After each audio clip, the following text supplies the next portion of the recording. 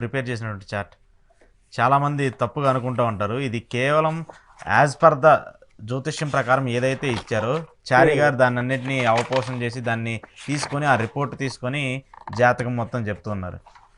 దీనికి మూలం వచ్చేసరికి బహుశా సోకాల్డ్ జ్యోతిష్యులకి జ్యోతిర్మణిమాల, ఇది వివాహ జీవితాలకు సంబంధించినటువంటి మూల గ్రంథం. చూడండి, ఇది అవుట్ ఆఫ్ కాపీ.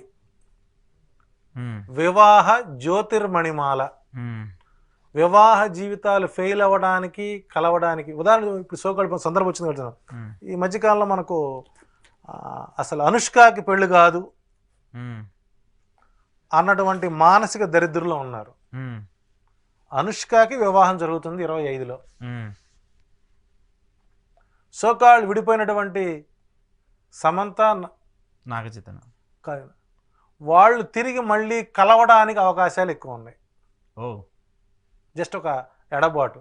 అట్లాగే ఇంకో యూట్యూబ్లో చూశాను, నాగబాబు వాళ్ళ డాటర్ నాగబాబు కొడుకుది, అమ్మాయి ఇంకో యాక్టర్, వాళ్ళు బంధం విడిపోయే బంధం అయితే కాదు. వరుణ్ తేజ్, లావణ్య త్రిపాఠి వాళ్ళు విడిపోయే జాతకాలు కాదు.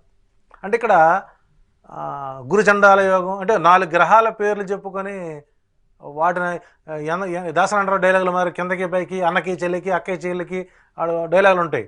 నన్ను కానీ నీవు కానీ ఎప్పుడైనా ఎక్కడైనా చూసామని ఉంటుంది. అట్లా ఏవో 4 ముక్కల వల్లె వేసినంత మాత్రాన 4 ఎంగిలి మెతుకులు ఒక ముద్ద అవుతుందేమో కానీ ఒక రుచి రాదు. కాబట్టి ఒక వ్యక్తిగత జాతకం తీయడానికి ఇంత ప్రాక్టీస్ చేశాము. ఈ పుస్తకాలు తిరగేసుకొని ఎప్పటిది ఇది, ఇందులో ఎటువంటి అంశాలు ఇచ్చుకొచ్చారు అంటే ఎలా చెబుతున్నారు అనేది నాకు క్వశ్చన్ మార్క్ వచ్చింది. నేను ఎప్పుడు కూడా ఇంతవరకు ఏ సెలబ్రిటీకి నేను జాతకం చెప్పలేదండి. నా కర్మకి వాళ్ళు మీరు చెప్పించారు ఇక్కడ నాకు.